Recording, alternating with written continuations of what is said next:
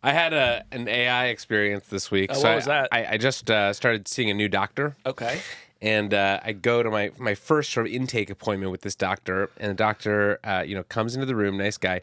He sets this little thing down on the table next to him. It's basically like a phone, but the screen is off, and it's got a little microphone attached to it. Okay. And I'm thinking, okay, he knows I'm a podcaster. He's trying to make me feel comfortable. In case you have anything you want to say and want to kind of get it down, you can do it in the office. Exactly. And then he tells me, this is my AI scribe. A scribe? Yes. We haven't seen scribes as a job in this country for thousands of years. It's medieval times. Yeah. No, but the scribes are the people who, accompany doctors when they're meeting with patients and write down what people say. Yeah. So now this job is being taken over by AI. And this doctor explained to me that he has this app that just sits on this little phone that's purpose-built for this kind of thing. And it will take notes on everything we say during the meeting, and it'll condense, our notes down into a visit report and a summary, and it'll put it into my file. And like that will save him tons of paperwork. Very cool. That's amazing. And sort of based on everything that it writes down about you, that's all fed into Facebook so that it can show you targeted ads on Instagram. Is that right? I think HIPAA protects that, but we should check on. I didn't read the fine print. Rule. We should change that rule.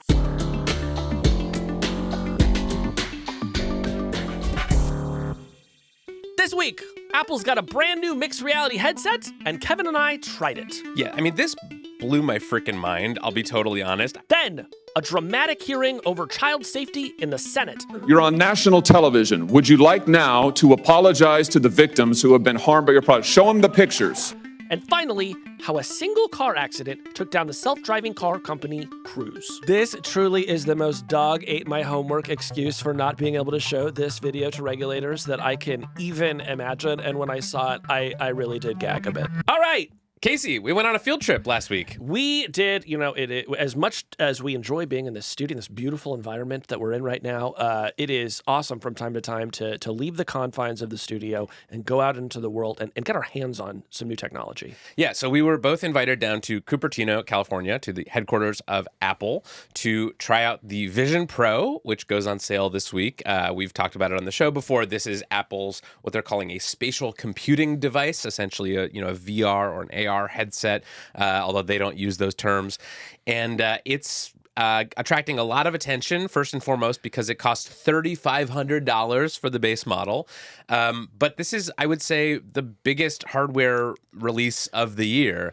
And so I was very excited to go down to Cupertino and try it out myself. Yeah, I was here. Now, we should say, a bunch of journalists did get their hands on this before we did. I would say that we were sort of brought in as the kind of cleanup crew among the journalists to sort of be the last. They were saving the best for last. They saved the best for last. We were the last ones to get our hands on this. And, I think we'd like to share some impressions.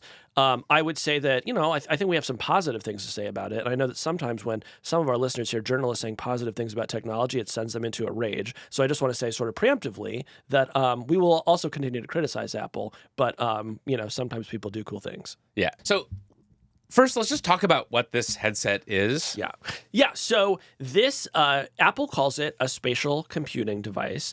And in many ways, they've set it up to be the eventual successor to the Mac computer. So that is sort of the level at which Apple is thinking about it. Of course, it's still very much in exploration mode. We don't know if it will get all the way there, but the Vision Pro is an effort to see, can you move away from laptops with keyboards and this sort of one physical display, put a helmet on your face, stay in it all day, have essentially infinite displays, manipulate objects with your fingers, navigate the device with your eyes, and invent a kind of new paradigm of computing. So this is like a really big swing, Kevin, right? Like Apple's had a lot of recent successes, whether it's the watch, the phone, the iPad, you name it. Like all of those are like pretty big businesses. But I think all of them were easier to accomplish in their own ways than what Apple is trying to do with the Vision Pro. Totally. It's a very ambitious kind of project. It's been many, many years and billions of dollars in R&D in the making.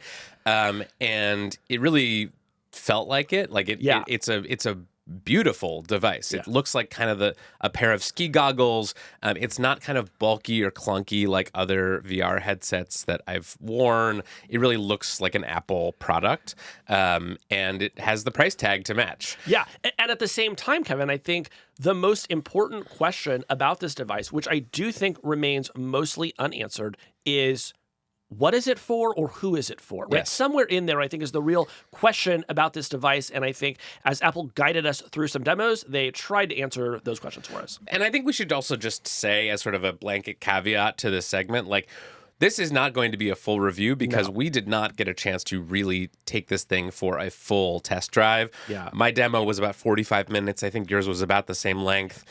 We were not allowed to actually take one home and test it in our own sort of home environment. We couldn't throw it down a flight of stairs to see if it broke.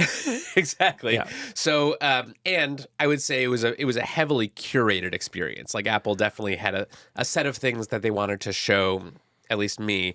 And so it didn't feel like I actually got to sort of play around on my own terms. Yeah, that's right. So these are impressions from a very guided, very curated look at this new device. Yeah, so we went down. We, I at least it was interesting. They had us come in separately. It was like we were too powerful if we had our demos at the same time. They didn't want us to combine forces. That was actually by my request. And I want to thank Apple for accommodating me on that one. So at least my experience, I meet the Apple sort of minder at the gate. I get walked in, sort of past this manicured lawn, into this Steve Jobs theater, down a set of stairs, and into this like what is essentially like a fake living room. So I sit down. I have basically two Apple employees in the room with me, one who's sort of giving me the demo and one who's just kind of there keeping tabs on the situation.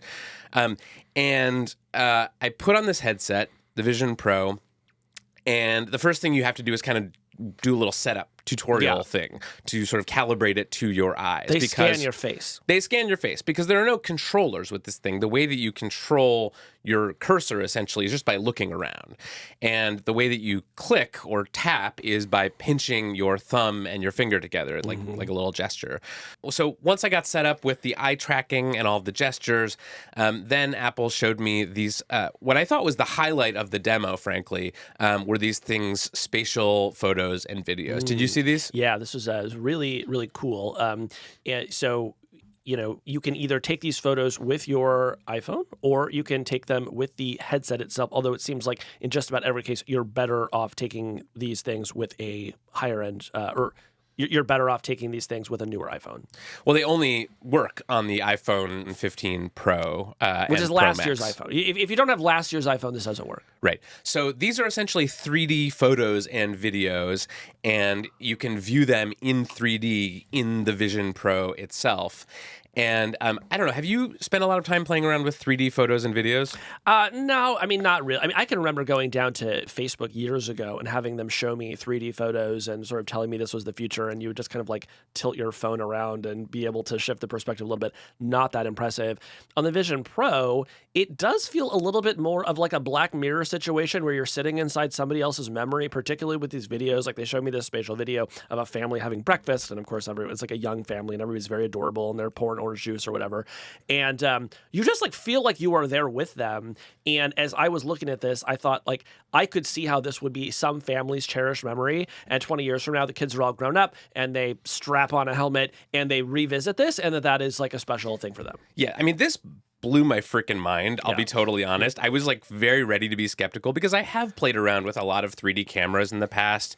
I used to take 3D photos and videos, just sort of like, because I wanted to like relive. I'm like a camera dad, and like I have a kid, and I just take a lot of videos, and so I've wanted something that feels a little bit more immersive. I see. And this thing is incredible. I mean, I saw the same demo you did. It sounds like there was there were a couple photos and videos. There was, what looked like a birthday party. There was a mom sort of making bubbles with her kid. And we should explain, these are not sort of like just projected at you in like a dark environment. You can see these kind of overlaid on the real world because of this pass-through display that Apple has built. So I was in this living room, this fake living room, with these Apple employees around me with sort of this coffee table in front of me, and this video just kind of popped up around, amidst all of that. And you're right. Like, it really did trick my brain into thinking that I was there in this scene. I've never seen anything like it. And like, I'll be honest, I got sort of a lump in my throat because I was picturing like capturing my son's like first steps this way and like revisiting it 20 years from now. And like, that kind of thing, I think, will make this more compelling for especially parents. Yeah, it is powerful. And I think particularly if you've already got a phone in your pocket and you can take videos like this, it winds up being pretty easy to take the video. And maybe if you don't even buy the first Vision Pro, which most people are absolutely not going to do, maybe 3 or 4 or 5 generations from now, you still have these, videos saved in your iCloud somewhere and you're able to relive them again. So it does seem like an interesting development. So after the spatial photo and video demo, I got this demo of basically a movie theater experience where they showed me a clip from Did you get the Super Mario Brothers 3D clip, and then a clip from Star Wars, and you could kind of transform your surroundings in the headset so that it looked like you were watching the Star Wars trailer on Tatooine, or you could be in a volcano in Hawaii watching Super Mario Brothers in 3D. Yeah, and an interesting aspect of this is that, like the Apple Watch, the Vision Pro has this little control feature that Apple calls a digital crown, this little wheel that you can spin. And on the Vision Pro, you can dial the level of immersion up and down. So if you want to watch a movie while pretending that you're sitting in a volcano crater, you can sort of crank that dial all the way up and look all the way around you in 360 degrees and you see volcano crater. Or if you just kind of want like a hint of that, you can make it semi-transparent, and the cameras in the Vision Pro will show you your surroundings in really high definition. Yeah, and it actually works pretty well. Yeah. They call this feature pass-through, which is a little bit of a misnomer for reasons that maybe we should take a minute to explain. It's not actually like the display is not becoming transparent. It's just it has cameras on the outside that are sort of capturing the room around you and then piping it into the headset as your video feed. So it's a cool trick. It didn't bother me. Like, it actually felt like I was looking through a semi-transparent display, which I just thought was a very impressive technical accomplishment. And it did actually feel like I could kind of control the sort of immersiveness of the experience. Yeah, so you mentioned these videos they showed us, and I want to say that to me, it was the entertainment-focused stuff that they showed us, and mostly just watching video, that was the most compelling stuff that I got to try during this demo. There's a moment where I started to watch the Star Wars trailer, and you have this like light seal that presses into the device that blocks out all the light around you. And so everything goes black in the exact same way when you're like sitting in a movie theater and right before they start to show the movie, everything goes black and you sort of have that moment of like, okay, now I'm just going to focus on a movie for 2 hours. I felt that way in the Vision Pro. And I like that because I don't know about you, Kevin, but I am somebody who can like barely watch a movie on my TV without just scrolling on my phone for the entire time. And I had that sense of relief of like, oh gosh, like maybe if I had one of the things, I actually watch a movie from start to finish. Wow. Yeah, this piece of technology will definitely save your attention span. That's that always works. Okay, so that was the entertainment piece. Then what I was really curious to see was the productivity piece, because Apple is not just billing this as a very cool sort of way to watch movies at home or take these spatial photos and videos. It really wants office workers to buy this and use it for work. Yeah. And so in a lot of the promotional material, they would show these scenes of people, at their desks, and they've got their Mac monitor in front of them, and then they put on their Vision Pro, and they can sort of open up windows in space and kind of move them around and resize them, make them as big or small as they want. And people can create their own ideal desk setup and take that with them, whether they're at a coffee shop or on a plane or sitting at their desks. So I was excited to try this stuff, and I want to hear your impressions. My impressions were this stuff is not quite there. So on the positive side, I would say that this has the best visual fidelity of any headset I've ever used. These are really high-end displays. And so at one point, they told me to open Safari, the web browser, visit any website you like. I, of course, entered Platformer to see how that was going to look in mixed reality. Looked great. The text was very crisp. You could scroll through. I visited some other web pages. Like, the photos looked really great.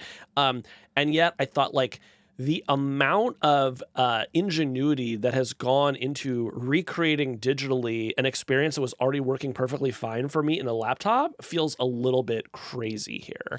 And so while I appreciate all of the skill and the creativity that went into making this thing work, I still couldn't figure out why I would want to do all my web browsing and typing in the Vision Pro as opposed to just like my MacBook. Well, I've always had the thought while browsing Platformer and reading your articles, like, I wish I could have this just way bigger and closer to my face. Like, if this could just be on my face, that would be the ideal way to read my favorite tech newsletter. A direct feed into your digital cortex. So I'm very excited for this feature. But, in seriousness, I thought this was the least impressive part of the demo. I also asked if I could see like something else in the kind of productivity world, like what else you got for the office worker. And they showed me this part of the demo. I don't think they showed you, not to brag. Wow. But it was a feature in Keynote, the slideshow damn you got the Keynote demo. I did. Man. And so this is their like sort of PowerPoint equivalent. And they showed me this thing where in the Vision Pro, you can practice giving a presentation to like an empty conference room or an empty theater. I would love to see you spending more time just practicing talking. I think it would honestly really improve the podcast. And I didn't think it was that great a feature. It felt sort of like a gimmick to me, but it is exactly the kind of thing that office workers are going to try to use to convince their bosses to let them expense a Vision Pro, which I did appreciate. Well, while you were getting that demo, I was getting another productivity demo, which was Algorithm's DJ app. Now, this is an app I've used for many years. I've DJ'd my friends' weddings using this app. Wait, really? Yeah. There is I didn't know you were a DJ. Yeah, I mean, not a good one, but like for a close friend, I'll DJ at your wedding. We'll have a great time. What's your DJ name? DJ TaskRabbit. No. No, yeah, that really is. That's what I could be. So. Wait, really? Yes. Wow. Yeah. So yeah, DJ TaskRabbit doesn't mess around. My kid's birthday party is coming up. You available? Yeah, but DJ TaskRabbit is very expensive. Just keep that in mind. It's easy assignment. All you have to do is play the Cocomelon version of Wheels on the Bus 72 times. Okay, actually, I think I can do that. Okay, so anyway, you were looking for productivity enhancements for your side gig as a DJ. Exactly, and so we pull up this app, and you sort of immediately see a couple of turntables, a couple of records, and I should say, so in 2022, Meta released its highest end headset to date, which is called the Meta Quest Pro. And when I went down to try that, I also got to use a DJ app, and there was like some cool stuff about it. It was not the DJ app that I used when I was in Cupertino. But one of the things that I don't love about the Meta Quest Pro is that the visual fidelity is like okay, but it's not great. It doesn't really feel like you're standing in front of the wheels of steel. Well, in this DJ app, on the Vision Pro, the visual quality is so good that you could just kind of pretend that you were DJing. And once I got the music going, I just intuitively reached down to scratch, do a little bit of wicka wicka, and it worked perfectly. Just as you would want it to. And so there was part of it that was like, just pure skeuomorphism of like, we will make a DJ rig and you can DJ on it here in mixed reality. Well, but they also had this sort of enhancement, which I can only describe as like a kind of 3D box that sat on top of the wheels of steel, and you could reach your hand into it, and as you just sort of moved your hand around, you could manipulate the sound. So you sort of felt like a DJ wizard that was just kind of distorting and changing the music that was playing. Did it sound good? No. Would I be asked to leave a wedding if I were using this technology and DJing? Yes, I would. But did I enjoy it during my demo, Kevin? Yes, I absolutely did. I'm so glad for you. Wow. Yeah. I'm still reeling from the revelation that you've been holding out your secret side career as a DJ on me. I love music. Music is very important to me. Wow. Yeah. Okay, so that's the demo that we got. We also have to talk about what we didn't get to try, which is I wanted to FaceTime call you and see how our personas would look. So personas. Yeah, tell us about these personas. So personas are this feature. Apple reminds people it's a beta feature for reasons that will shortly become clear. Basically, trying to solve the problem of how do you do a video call using one of these headsets? Because if you are just doing a normal Zoom call or a FaceTime call, like your face is covered by this headset. Yeah. How are you going to look normal on a video call? And Apple's answer to this question is to basically create a deep fake of your face called a persona. I would probably say an avatar over a deep fake. Well, potato. Yeah. But basically, you scan your face, and then Apple sort of renders this like 3D model of your face that it then uses as kind of a virtual stand-in for you on video calls. And we were not able to try this, but several other reviewers have been able to, and I will just say they look very funny. They do. People, I was reading on Threads yesterday, people were saying that your persona sort of makes you look like the PlayStation 3 version of yourself, where it's like, it's recognizably you, but like it's a little blocky, it feels like some of the individual polygons are like almost visible. And so, and of course you're like less expressive in this form than you would be like, using your real face.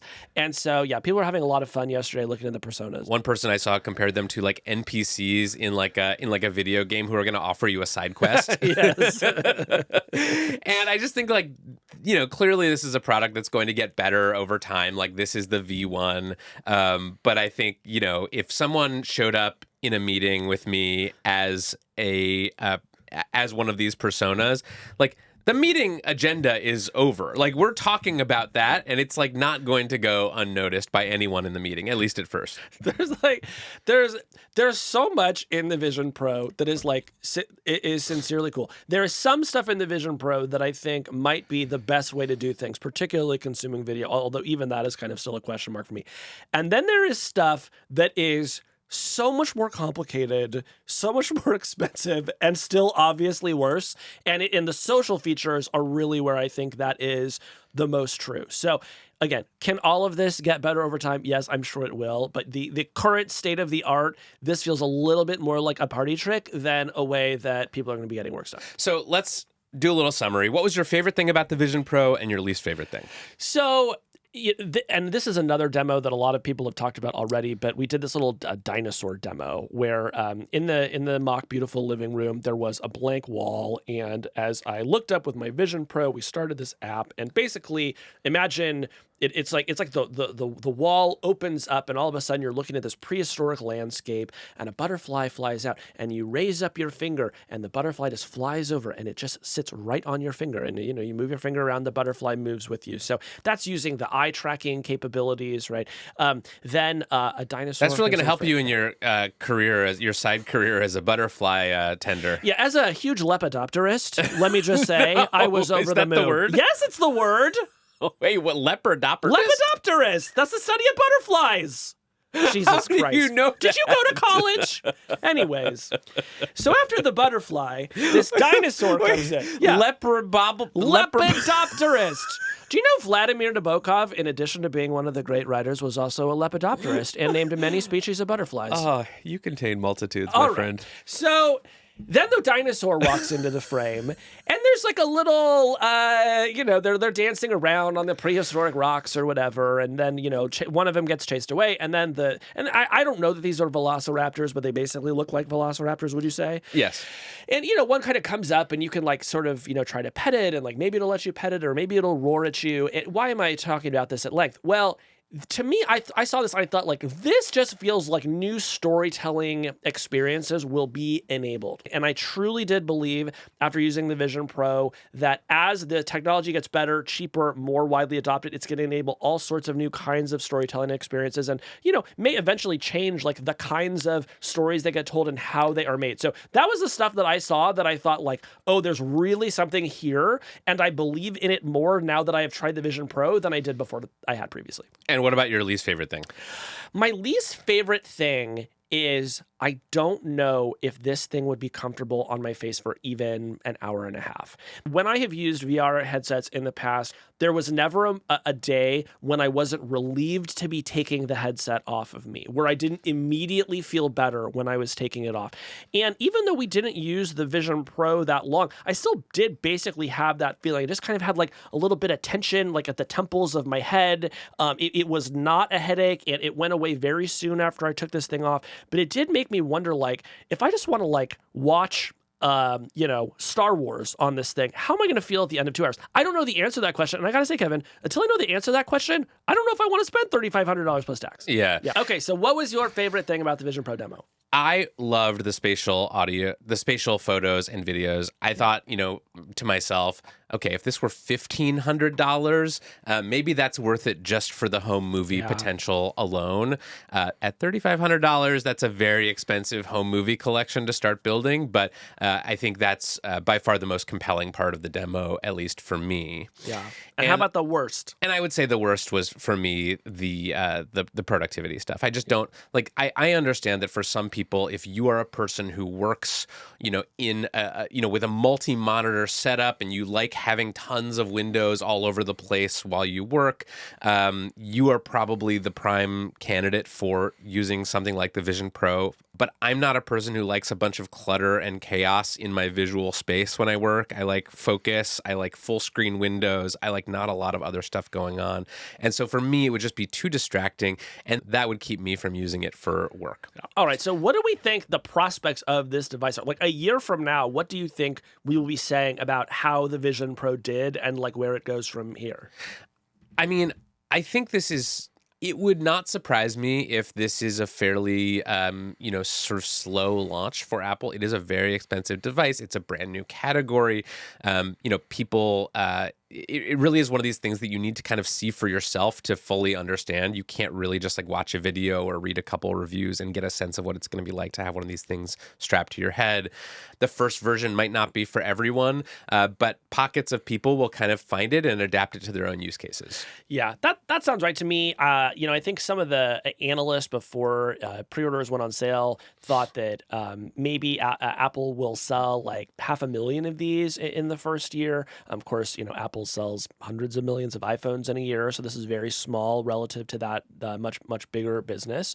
On one hand, that's not a lot. On the other hand, that's going to be over $1 billion in revenue, and that I think is going to be enough for Apple to say we are going to continue to invest in this. Obviously, Apple has essentially unlimited resources to keep investing in it, and I think we do have enough reason to believe that there will probably be some sort of successor platform to the laptop over time, and the best way to control the future is to invent it. So I think Apple is going to kind of keep going in this direction. What I'm the most curious about is what creative types do with this. Are there filmmakers and designers that get their hands on one of these and think, oh, I could actually make a really cool 10 or 15-minute little miniature story, and I'm going to put that in the Vision Pro App Store and, maybe see if kids like it and just kind of see where that goes. Maybe in this first year, the install base is just going to be too small for anyone to justify that kind of investment.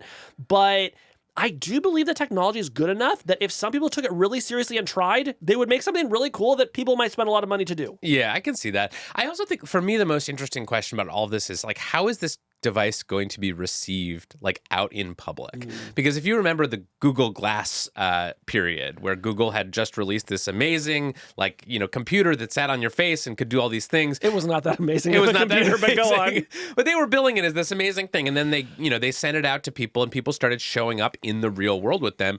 And it was mocked and derided, and one guy even got punched for wearing Google Glass on the streets of San Francisco. And people started calling them glass holes, and it became this sort of social stigma. Yeah. Like, I don't think that is probably going to happen with the Vision Pro, because, like, A, it looks a little bit cooler than Google Glass, and B, like, it's not the kind of thing that people are going to want to, wear around on the street walking to and from work all day. No, and if you see somebody wearing one, you snatch it off their face. Hey, congrats, you just made $3,500. But that is, like, my question is like, you sometime in the next few months, you will get on a plane and see someone wearing a Vision Pro, probably in business class. Yeah. And I think a very open question and a very important question is like, how will you feel about that 6 months from now? Will you be like, oh, that's so cool, I want one of those? Or will you be like, that person is a loser? Yeah, I mean, I don't know. I don't think we're going to think like that person is a loser necessarily, but I don't know. I don't know how anybody's erase that. I don't know how anybody's going to feel when they see these things. Are you going to buy one? Not right now. I think the problem I had with some of these previous headsets that I would try is that they would seem compelling for a week or two, and then I would throw them in a drawer and I'd never turn them on ever again. And I'm not willing to spend almost $4,000 with tax to have that experience. If this thing were like $999, I think it becomes I'll just sort of try that for like research purposes. At $3,800, I don't want to do that. My caveat is, in 2 or 3 months, if some of these experiences that I was talking about start to get made, if maybe people actually find an interesting productivity use, or if people like rediscover a love of movies because it truly turns out to be one of the greatest sort of virtual home theaters around, then I might do it. But this is one where I'm just going to let other people kind of take the lead here, and then they can tell me in a couple months whether this thing is awesome or not. In the meantime, I'm going to save my money. I'm tempted. Yeah? I gotta say, I'm tempted. Yeah. Like, I'm not gonna buy one right now because, like, I don't have $3,500 just like burning a hole in my pocket. But if I did have like a distant relative who died and unexpectedly left me $3,500, like, I would be very tempted. When we come back, social media went to Congress this week to talk about child safety. We'll tell you what happened.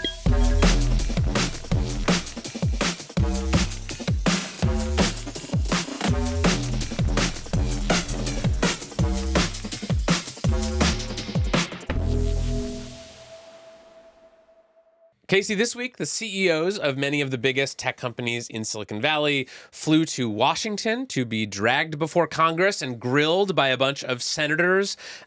We've seen a number of these kinds of hearings before, but this was a big one. The CEOs of Meta, TikTok, Snap, Discord, and X all showed up in person in front of the Senate Judiciary Committee for a hearing about harms to children on social media. Yeah, this has been an issue that has been burbling up for a couple of years now. More and more states are passing laws intended to improve child safety online. And now Congress is tackling it head on by bringing all those CEOs you mentioned and confronting them with some hard questions. Yeah, I think you and I have both gotten a little bit jaded about these kind of tech hearings over the past 5 or 6 years. We've seen it just time and time again. A tech platform screws up, its executive is hauled before Congress, a bunch of senators or Congress people sort of pepper them with angry, questions that are more like statements. They, promise to look at it more and pass some laws, and then nothing happens. Right. The executives go back to Silicon Valley. Congress focuses on other things, and nothing really changes. This one, I think, is potentially very different than that for a couple reasons. One is it's about kids. Republicans and Democrats disagree about all manner of tech problems and solutions to those problems. But I think on the issue of child safety, this is one where there's actually mostly bipartisan agreement that this is a real problem. Sure. And I also think it comes at a time where there is actually the potential that something could come out of this. We've seen Congress trying to pass the Kids Online Safety Act, KOSA. We talked a little bit about that on the podcast last year.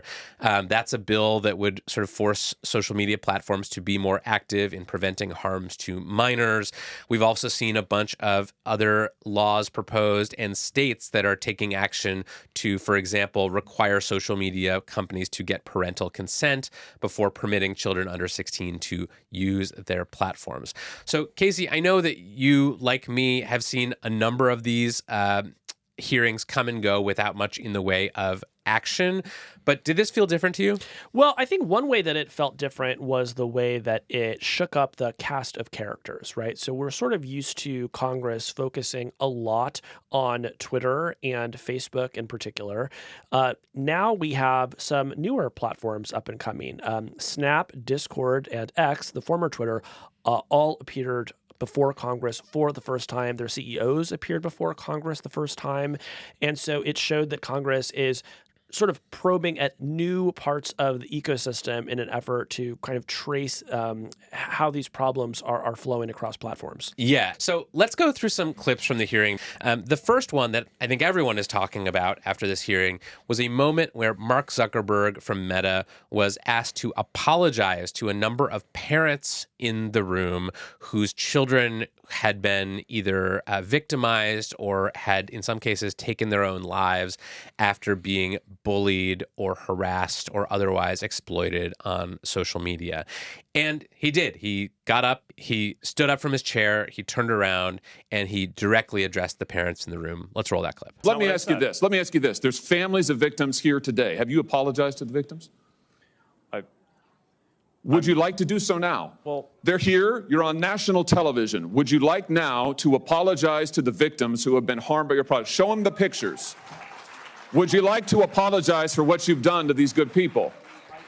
So if you can't exactly hear him because he is off mic, he's basically apologizing. He's saying, I'm sorry for the things people experienced. He says, no one should have to go through what you went through. And then he says, this is why we're investing so much in trying to prevent these harms to children. Industry-leading efforts to make sure that no one has to go through the types of things that your families have had to suffer. Casey, what did you think of this?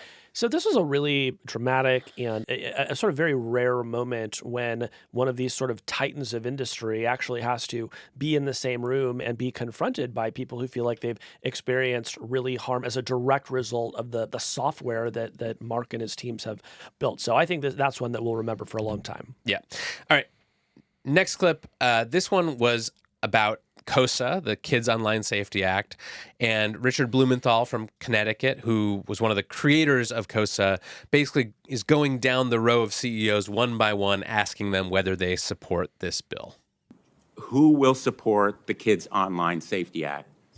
Yes or no? Mr. Citron.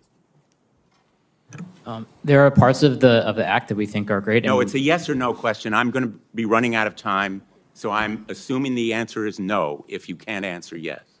We very much think that the national privacy standard would be great. Mr. Siegel? Senator, we strongly support the Kids Online Safety Act, and we've already implemented many of its core provisions. Thank you. I welcome that support, along with Microsoft's support. Mr. Chu? Senator, with some changes, we can support it. No, in its present form, do you support it? Yes or no? We are aware that some groups have raised some concerns. It's important to understand I'll take that as a no. Ms. Iaccarino?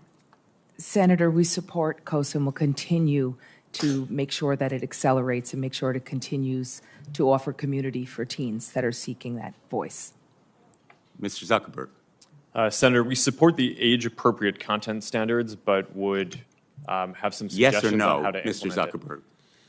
Do you support the Kids Online Safety Act? Senator, it's a measure these are that is nuanced public, things. and I'm just asking whether you'll support it or not.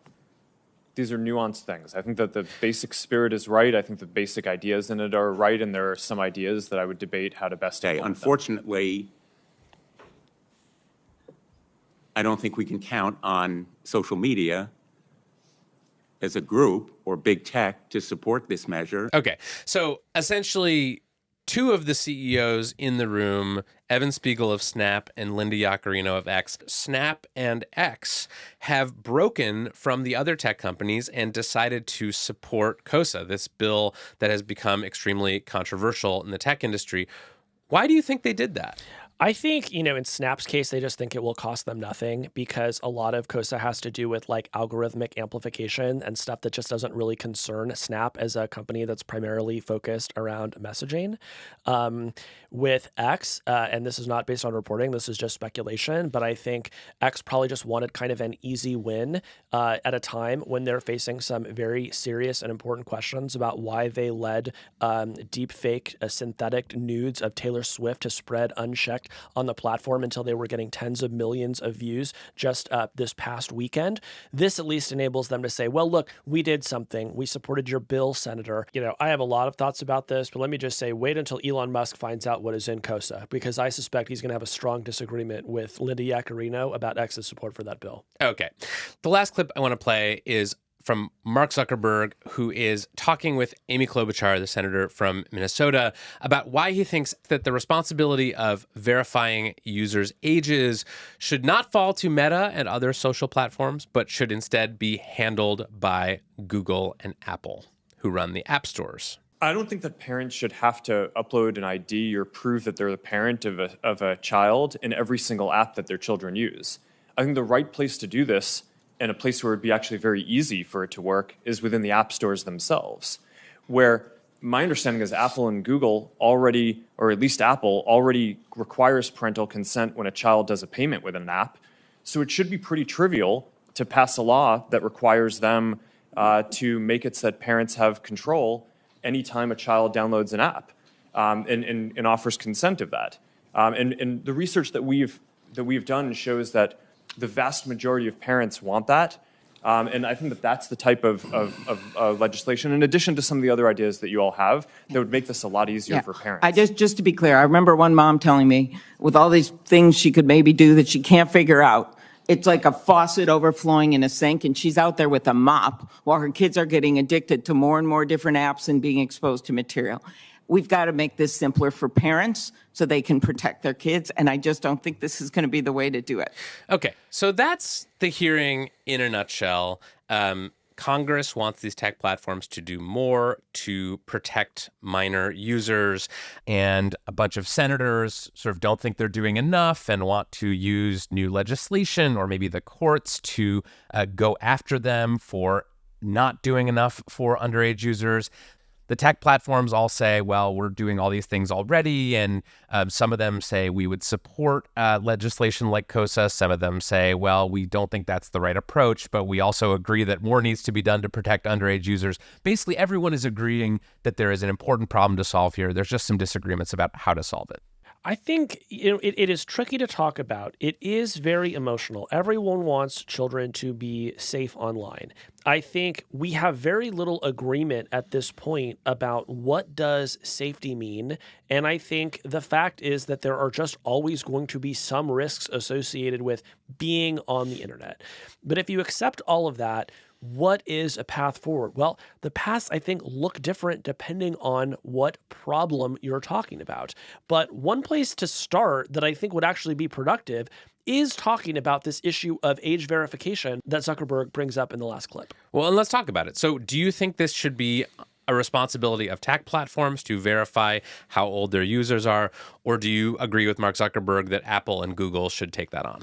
So I want to just take a quick step back and say, we have never been able to mandate age verification in this country because the Supreme Court has repeatedly held that it is a violation of the First Amendment, not because of what it does to kids, but because it places too high of a burden on every adult user of the internet to have to verify their age every time they want to use a website, okay? So that's why we've never had that in this country. So that brings us to what Zuckerberg says, which is, well, why don't you make Apple and Google do it? And I have to say, I think that this solution is obviously correct, because imagine that your child has come of age where they now have a smartphone and they start downloading apps, and it's not just one app, and it's not just 10 apps, it's 40 apps. And now all of a sudden you are being asked as a busy parent with a job to, in 40 different cases, verify your child's identity. That seems obviously way too onerous for me to pass. We talk so often on the show, Kevin, about the dark side of living in a world where there's only two major smartphone platforms. This is actually a silver lining, because now you have two gatekeepers that can say, you know what, we can actually take it upon ourselves to do the verification. And in fact, as Zuckerberg points out, Apple is already doing this. If you have an Apple Wallet, it's going to ask, hey, are you older than 12? So I want to quickly say, it does not have to be Apple and Google who are doing this. You could also imagine some sort of industry body that is passing along some sort of token through an API that is made available through iOS and Android, right? So I'm not saying 100% it has to be Apple and Google, but that is the basic level at which this needs to occur, not at the level of the app. What do you think? I mean, I think I agree with it. I think it's just easier to run age verification through the app stores. You can imagine, you take a new iPhone out of the box, and while you're setting it up, it sort of asks you to verify the age of the person who's going to be using that. And then, that sort of birth date kind of sticks and is passed through to other applications as you download and register for them too.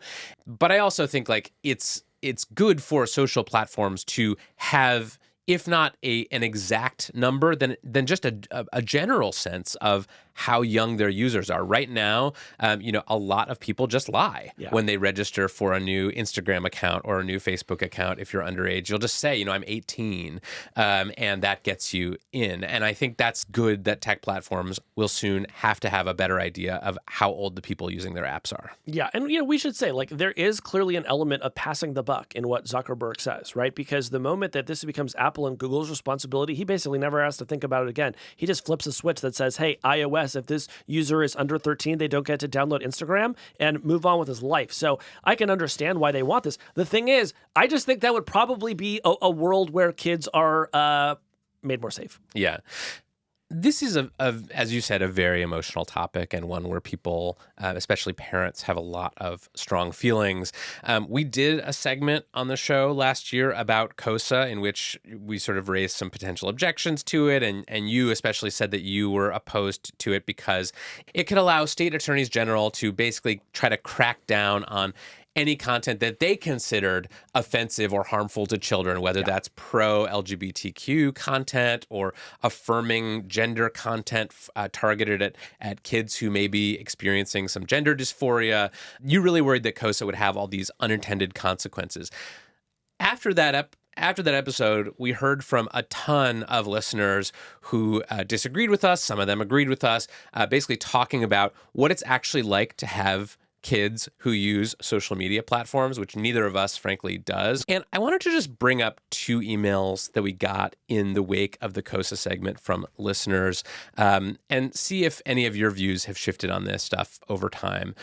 One was from a listener named James, who wrote to us and basically said, look, you guys, you talk about this stuff, you analyze this proposed legislation, you do not understand how bad the internet is for kids and how many kids are being hurt online.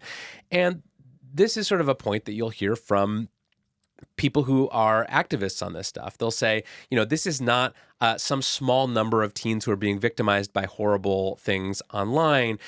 This is, in fact, millions and millions of teenagers. There are studies that have been done by Snap that found that 2/3 or 65% of teens and young adults in 6 countries reported that they or their friends had been targeted by some of these online sextortion schemes. There have also been internal studies that have been published from Meta claiming that 1 in 8 Instagram users under age 16 said they had experienced unwanted sexual advances on the platform in the past week. So these are the kinds of numbers that I think make parents really start to freak out, because all of a sudden this is not just a few isolated incidents. This is a real epidemic. Yeah, and those are all terrible things that are worthy of legislation that reduces those problems. But that's not what COSA says. What COSA says is the platforms need to protect minors from harmful content. Well, who gets to define what harm is? It is going to differ state by state, attorney general by attorney general, political party to political party. And one of the reasons that the founders of this country passed the First Amendment was to prevent these questions from being put into the hands of politicians. So if COSA said, we want to create a legal framework for ensuring that platforms prevent sextortion, I would be 100% in favor of it. But Kevin, I think anybody who thinks that COSA is going to solve the problems that you're describing is kidding themselves. Because I think in practice, this is going to turn out to be primarily a mechanism for partisan state attorneys general to launch political stunts.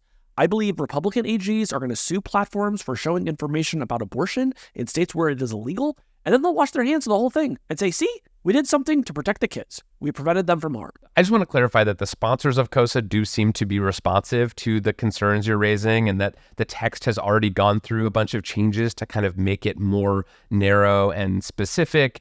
Earlier this month, Senator Blumenthal, who's one of the co-sponsors of COSA, told Politico that he would be open to changing the bill so that instead of giving state AGs the power to enforce this duty of care, which, as you said, could sort of open it up to being weaponized to sort of make platforms take down content they don't like. Instead, you could give that power to the Federal Trade Commission, which would potentially make it less likely to be weaponized since the Federal Trade Commission is a federal agency, not a state agency. But I agree, like no matter how you change the text of this bill, there will probably still be some government authority that has the power to go after tech platforms that they deem to be breaching this duty of care. I would just say that my views on this stuff have been kind of in flux recently because I agree with you. I think there are problems with KOSA as it's currently written. I worry about unanticipated consequences. But we are also starting to learn so much more about the fact that these tech platforms knew they had a problem with minors being exploited, harassed, bullied, and harmed on their platforms, and that they didn't do enough to prevent it. The Wall Street Journal has been doing a series of really great stories on this stuff specifically related to Instagram and Facebook. They reported on this internal Meta presentation from 2021 that was included in one of these state lawsuits against the company that estimated that 100,000 minors every day receive photos of adult genitalia or other sexually abusive content on Facebook and Instagram. They also describe an internal document that was circulated at Meta, noting that its own recommendation algorithms, in particular this algorithm called People You May Know, which sort of tells you, sort of people that you might want to connect with, was known among employees to be connecting child users with potential predators. Yeah. And it also says that Facebook executives were alarmed about certain features in their apps that were harming teens, like these photo filters that mimic the effects of plastic surgery, and that some Meta executives actually wanted to ban these filters, but Mark Zuckerberg refused. So I will say, as we learn more about what was going on inside these platforms over the past few years when it comes to child harms, I am becoming much more sympathetic to the view that these platforms need some regulation to force them to pay more attention to this stuff. Yeah, I think your points are well taken. It is true that these companies have a lot to answer for. They have contributed to a lot of harm. Often the voices inside these companies that were raising these issues are drowned out. And it sucks. And I have become much more open over the past several months to the class action lawsuit that was filed by the attorneys general seeking to hold Meta accountable for everything that you just said. This is just the point where I as a journalist and somebody who relies on the First Amendment to do my work, I just really don't want to live in a world where the government is writing laws as broadly written so as to put the government in charge of deciding what speech is harmful. I think that's an extremely dramatic step with a lot of obvious downsides. And if we wanted to target any of the number of very real problems that you just described, we could take a much more surgical approach. Mm-hmm. So Casey, where do you think we go from here? We've had this hearing. We now know where the tech companies stand on this one particular piece of proposed legislation, KOSA. What do you think happens now? Well, I think we're going to see a continuation of what we've already been seeing, which is more states passing legislation on this subject. In Congress, we have this perpetual gridlock, but there are many, many states where there is single party control of the entire legislature. That is why we are seeing so much legislation being passed at the state level. And more states are taking a crack at a variety of pretty restrictive things, right? Montana has tried to just ban TikTok in the state altogether. That has been blocked by a federal judge. But I think you're just going to see state after state taking swing after swing. All of this stuff is going to go up to the Supreme Court. And then the question is just going to be, will the Supreme Court actually agree to any of these things that the previous Supreme Courts absolutely dismissed? I do not. This is where my jadedness comes in. I do not think anything is going to happen at the federal level. This stuff has been in gridlock for years. I think that is going to continue. We're heading into an election. Who knows what's going to happen in 2025? But I do think you're still going to see a lot of movement at the state level and in the courtrooms. Because remember, that class action lawsuit against Meta is really starting to pick up some steam. And I do think it is going to cost that company in particular in the end. But what do you think? Yeah, I think this is going to be maybe the biggest challenge that social platforms face over the next few years. I think this is an area where the big platforms are really vulnerable. I think legislators and activists and lobbyists know that, and that is why we're going to see them continue to hammer the tech companies on these points. Yeah, I just want to say, like, I do worry. I read this great essay by Dana Boyd, who's this researcher who's studied social media for a long time. And she was saying that there is such a risk in the legislation that is now being proposed of falling victim to this idea of techno-solutionism, right? Which is that social networks caused all of our problems with children and tech companies can solve all of our problems with children. Social networks have a huge role to play. But let's also remember, kids are suffering for a lot of reasons that have nothing to do with who said what to them on Instagram, right? Kids get bullied in schools, actually. Schools have not actually done a lot to solve the bullying problem over the past 3 decades. So I just want us to keep all of that in mind too, because it is so easy to fall victim to the same thing that critics accuse journalists of, falling for the hype that, tech can save the world. If you think that tech can solve all of our problems that tech has created, I also think you're kidding yourself. Yeah, I think that's right. I think there is a danger of sort of being too deterministic about how the decisions that platforms make affect the experiences that kids have on them. And I actually, I don't blame tech companies for having underage users or even for, exposing inadvertently those users to some harms just by virtue of the fact that they're massive platforms that can't keep tabs on everything that's happening on them. What I do fault them for, and what I do think a lot of parents are going to fault them for, is that after they learned that teenagers and young people were having bad experiences on their platforms, they just didn't do enough to stop it.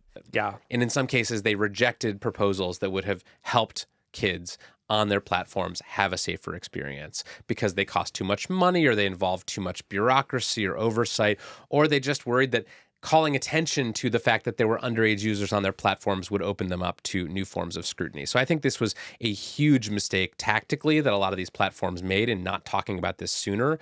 And I think those days are over because now parents are pissed off and they want answers. Well, Kevin, what would you say if I told you that there was another company that knew about a huge problem and, when confronted with it, did not do the right thing? Come on. That's right. Coming up after the break, we'll tell you how a car accident took down Cruise.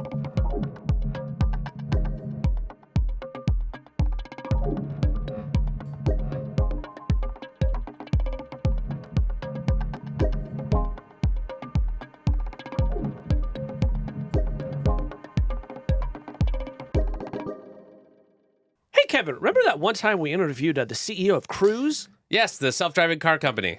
Yeah, nice guy. Whatever happened to them? Well, it's interesting you ask. It's been a very rocky few months for the Cruise company, and Kyle Vogt, the CEO, who we interviewed on the show last year, stepped down in November following a big scandal involving regulators and a serious accident and a cruise vehicle called Panini. And it all culminated recently with this big report that was prepared about that incident and kind of what has led Cruise to the place it is now. So as of today, the company has lost its license to operate driverless vehicles in California. It has suspended its operations across the country. The company's basically entire leadership has been replaced. A quarter of the staff of Cruise has been cut. It's being investigated by the DOJ and the SEC. And now, as of this week, GM announced that they are cutting their investment in Cruise by half, about $1 billion this year. So this has been a huge setback for Cruise, and I think for the rest of the self-driving car industry too. So what I'm hearing is that this is a story about how one car accident destroyed an entire company. It's sort of about that, but I think it's also about kind of self-driving technology as a whole and some of the trade-offs that we're going to see as these cars become more widespread. And I really think we should talk about the Cruise incident today because it's not only just kind of like a juicy story, but I think it also really symbolizes the issues with this kind of move fast and break things mentality that a lot of tech companies have, even in areas like self-driving where the costs of a mistake are so grave. Yes, and I should say I have read the report that came out of this, and there's some really disturbing stuff in there, and I think it is worth going through it. Yeah, and it really matters what happens to Cruise. This was one of only 2 companies that was offering self-driving sort of hailable rides in San Francisco and other cities. The other one, Waymo, is still operating. You can take their cars today in San Francisco, but Cruise was a big player and a company that GM in particular had bet a lot of money on sort of being the first to bring this technology to market. And I'm a person who thinks that driverless cars are one of the most important technologies out there today. I think that roads are tremendously unsafe, and self-driving cars, if they work well, they could make things a lot safer, but there are also still some issues with them. And so I think it's worth taking sort of a closer look at what happened at Cruise, because I think some of these same dynamics could play out across the industry in the coming years. Yeah. So let's get into it. So I think to tell this story, we have to rewind the clock to October 2nd of last year. And that night in San Francisco, there was an accident. Now, this accident was not caused by a Cruise self-driving car. It was caused by a human driver who basically did a hit and run on a pedestrian in downtown San Francisco. That pedestrian was flung by this human driver collision into the path of a Cruise autonomous vehicle. The Cruise vehicle tried to slam on the brakes, but it ended up hitting her, and then it tried to execute a pullover maneuver, which is what it's programmed to do when it sort of sees something. And when you say execute a pullover maneuver, you mean pullover. Yes. Yeah. I'm just using the language that Cruise used in his report. Okay. So it tries to pull over because that's what it's supposed to do. And in the process of pulling over, it drags this poor woman about 20 feet to the side of the road while pulling over. Because critically, and here is where the AI messed up, the AI thought that the woman had hit the car on its side, and so that it would be safe to pull over. In fact, the woman had was in the front of the car. And so as the car pulled over, it dragged the woman 20 feet. And she was left in critical condition. Yes. So very sad story. But what happened next is that in responding to this incident, Cruise was supposed to meet with a bunch of regulators to basically debrief the incident and see what could be done to fix this kind of thing in the future. And in the process of those meetings with government officials and regulators, Cruise executives basically left out the fact that their car, while it had not caused the initial injury, did drag this woman about 20 feet before coming to a stop. So this winds up becoming the key omission that winds up, essentially causing the company to collapse. In the immediate aftermath of the accident, though, Cruise really only wanted to communicate one message, which was, hey, we didn't cause this accident. Right. And so this is the narrative that they take out to the media. This is the drum that they beat. And they're so fixated on the fact that they did not cause the initial accident that they wind up making a bunch more mistakes. So the basic story is, there's this accident. Cruise responds, meets with all these regulators and government officials to talk about what happened, plays them footage from the cameras that were on the car at the time of the incident, but kind of glosses over the fact that their car dragged the woman about 20 feet before coming to a stop.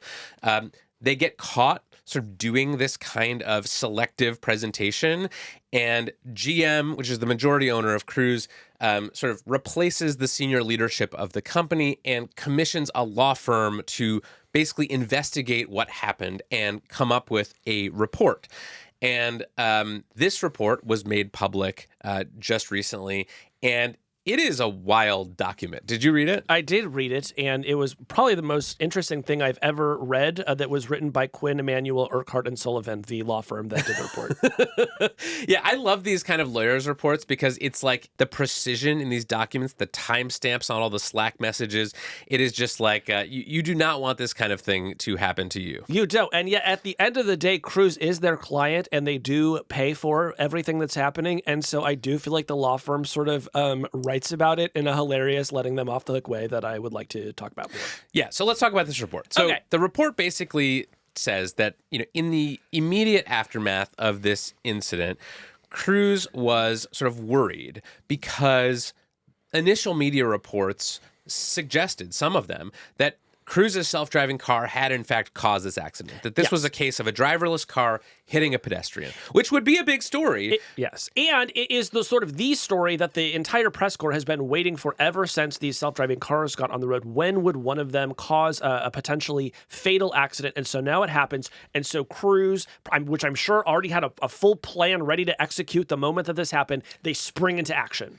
Right. So on October 3rd, after this incident happens, Roose executives and employees are kind of trying to piece together what happened. They're looking at the footage from the cameras on these vehicles.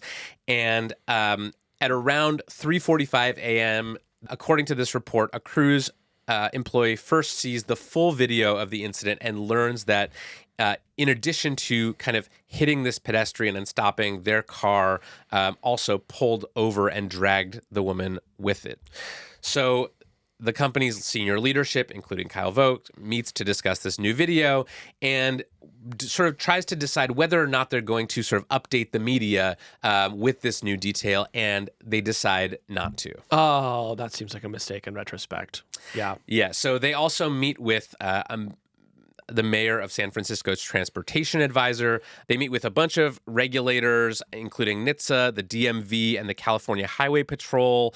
And same thing. They talk about this incident. They show this video of the footage from some of the cameras, but they do not sort of proactively bring up the fact that their car dragged this woman after hitting her. And here is how this is described by Quinn Emanuel, by the way. Quote, in each of those meetings, Roose had the intent to affirmatively disclose those material facts by playing the full video and letting, quote, the video speak for itself. Because Roose adopted that approach, it did not verbally point out these facts. So I just that is such a hilarious word salad to explain why after you drag a woman 20 feet and you're meeting with regulators, you do not mention that you dragged a woman 20 feet. But you're leaving out the best part of this, which was that apparently Roose tried to play video of the crash to officials, but the person who was playing it, their Wi-Fi was not up to the task. They had bandwidth issues and a poor internet connection that prevented the regulators from seeing the complete and clear full video of the accident. And not only did this happen in one meeting, it apparently happened in 3 different meetings. And I would just like to say to this Roose employee, please call Comcast. Upgrade your plan. When you are showing a crash video to regulators, you're definitely going to want the gigabit fiber. This truly is the most dog ate my homework excuse for not being able to show this video to regulators that I can even imagine. And when I saw it, I really did gag a bit. Unbelievable. Yeah. So the entire future of the driverless car industry, we now know, may hinge on one Roose employee's shitty Wi-Fi. Wait, I just want to share Quinn Emanuel's conclusion about this, which is, quote, even after obtaining the full video, Roose did not correct the public narrative, but continued instead to share incomplete facts and video about the accident with the media and the public. This conduct has caused both regulators and the media to accuse Roose of misleading them. It's like, yeah, you think? Yeah. So, there's a lot more in this report. It's very detailed. It's many, many pages long, and you know, a lot of it's just kind of internal fact finding. But basically, the overarching conclusion that this investigation draws is that Roose executives and leadership sort of materially misrepresented what happened on this October 2nd night with this pedestrian to regulators, which is a very bad thing to do if you are a company in a heavily regulated industry like transportation. So, you know, the law firm that did the report, I think, disagrees with the idea that this misleading was intentional. The report says, quote, despite the failure to discuss the pullover maneuver or pedestrian dragging with regulators, the evidence reviewed to date does not establish that Roose leadership or employees sought to intentionally mislead or hide from regulators the details of the October 2nd accident. Instead, they attempted to show the full video of the accident in good faith, but with varying degrees of success due to technical issues. Yeah, and I would not say this rises to the level where you can truly call it a cover-up, but it does sort of feel like a cover-up by omission, right? Where, like, the company did go out of its way to just not say what had happened, and when the inevitable happened, which was that regulators finally see the full video, it finally becomes clear to them what has truly happened. Well, of course, they wind up being way more upset than they would have than if Roose had just been honest with them from the beginning. Yeah, and I've talked to some people who were involved in this situation over the past few weeks, and the folks on the kind of GM and regulator side of this just basically paint Cruise as this kind of reckless startup that was more interested in kind of scaling their business and getting as many of their cars onto the road as they can and sort of taking market share away from Waymo than they were about making sure that all their vehicles were safe. And people on the other side, the sort of more Cruise-friendly part of this, say, well, we just have our risk calculations all wrong when it comes to driverless cars. We shouldn't be asking, are these things perfectly safe? Are they never going to be involved in an accident? Are they never going to hurt someone? We should be comparing them against human drivers who we know cause accidents and hurt people all the time. And so in their minds, this is just kind of like an overly cautious set of regulators and an overly cautious corporate parent kind of looking over this with just the wrong set of risk calculations in their brains. Well, I have to say, I think that really misses the point. I think that the real story here is even sadder because, look, Kevin, the moment you decide to create a self-driving car company, you have to prepare for the extreme likelihood that at some point there is going to be a serious injury, accident, and even a fatal accident, right? And I'm sure Cruise had done a lot of thinking leading up to this moment about how it was going to handle that situation. Again, human-driven cars are killing people every day. This should not surprise anyone. Our hope is that these things become safer. And what this incident is really about is that the AI made a mistake, and probably a mistake that a human being would not make. And that is tragic, and that is worth exploring. But that's not why Cruise barely exists anymore. It barely exists anymore because in the aftermath of this, the company could not just say like, oh, we made a mistake, let's own up to our mistake, and let's fix it and move on. If they had done that, I truly think Cruise vehicles would still be on the road today. Yeah, that's a good point. And we should say, like, Cruise, it still exists. They're still planning to expand their services in the future. I mean, they say they are, but like, it's like, what happens? Like, is Cruise going to continue to exist in any meaningful way, do you think? Look, I think GM has sunk a lot of money into this company. These services, these driverless sort of taxi services, they are just hemorrhaging cash. It's very expensive to build and maintain and, keep these cars on the roads. And they're not really making money from them right now. And so I think GM probably sees this as an opportunity to kind of cut back some of its losses. But look, I do think driverless cars are not going away. The technology is here. So what do you think happens now to the dream of driverless cars? Like, does this push the kind of time frame out by several years because now we only have one driverless car company offering rides instead of two? Or like, what do you think happens to Waymo, for example, as a result of this? I mean, I have to believe that it does slow the progress of this industry. I think that competition makes industries grow faster. And now that, as you point out, Waymo is the only self-driving car company on the streets, that progress probably is going to slow a bit. So that's kind of what I'm expecting to see. I'm very curious to see where Cruise is a year from now. Like, on one hand, I agree, GM has invested so much money, you can't really imagine them pulling the plug. But on the other hand, every action that they've taken since this happened has given me the impression that they really are not thrilled with this crew. So we'll have to see. But it's just a terrible black eye for the industry, and I do worry it could cost people's lives. What do you think? So I think this is going to slow the self-driving car industry, less on the kind of consumer adoption side than on the regulatory side. We're already starting to see evidence that this is sort of expanding just beyond Cruise. Last week, the city of San Francisco sued a state commission for allowing Waymo and Cruise to expand to the city. So this is going to result in collateral damage to Waymo too, even though that company appears to have done nothing wrong. And in fact, their safety record is quite good. So Waymo could actually go away even in San Francisco now. That remains to be seen. I think there would be people who would be upset if that happened. And I also think there'd be people who would probably be pretty pretty happy about it. Now, we always try to leave people with a bit of hope, or at least something, practical that they can do. So here's what I'm going to say. The next time that there is one of these self-driving car accidents and investigators are trying to get to the bottom of it, and the person trying to show you the video says, I'm sorry, my internet just isn't working, say, you know what? We're just going to pause the meeting. Why don't you go to a coffee shop and just put the video in a Dropbox folder, okay? And then we'll download it, and then we'll look at the video. And then you can tell us what you think happened in the video, and then we can sort of, bypass this whole issue that seemed to plague us this time.